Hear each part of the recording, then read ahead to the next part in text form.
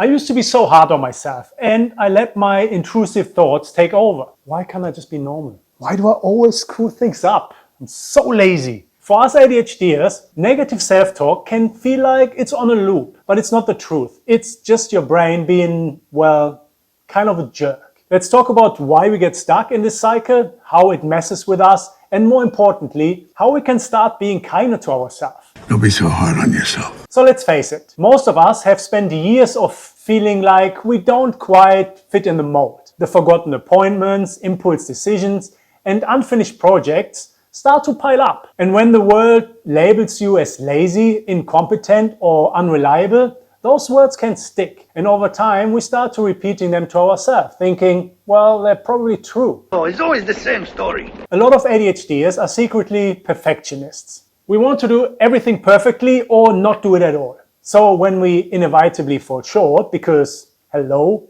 ADHD, we spiral into self-blame. It's like our brains are wired to highlight every mistake while completely ignoring the wins. Oh, why do I even bother? And for many of us, even small criticism feel like personal attacks. One comment about being scatterbrained or not paying attention, and suddenly we're replaying this in our heads for days. Negative self-talk loves to latch onto those moments and blow them out of proportion. And then when you're constantly telling yourself you're not good enough, it's hard to believe in your abilities. Not good enough! You second guess everything, avoid challenges and shrink back from opportunities, all because you're convinced yourself you fail anyway. So what's the point? But here's the irony. Beating yourself up for procrastinating makes you procrastinate even more. The shame and guilt become so overwhelming that you freeze up, making the cycle even worse. I'll do it tomorrow.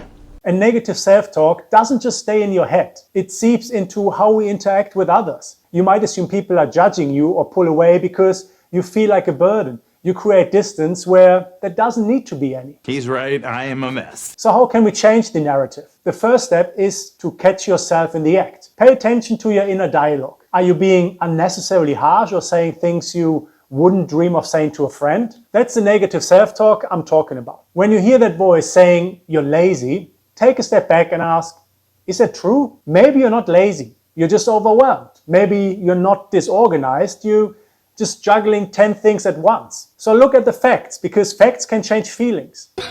Let's get real. Instead of focusing on what you didn't do, focus on what you did. Did you make it through the day? That counts. Did you remember to eat lunch? Gold star. Celebrate the small wins, because they're bigger than you think. Here's a hard truth. You are a human. Yeah, no shit. You're going to mess up. Instead of beating yourself up, try saying, it's okay, I'm trying my best. Self-compassion isn't letting yourself off the hook.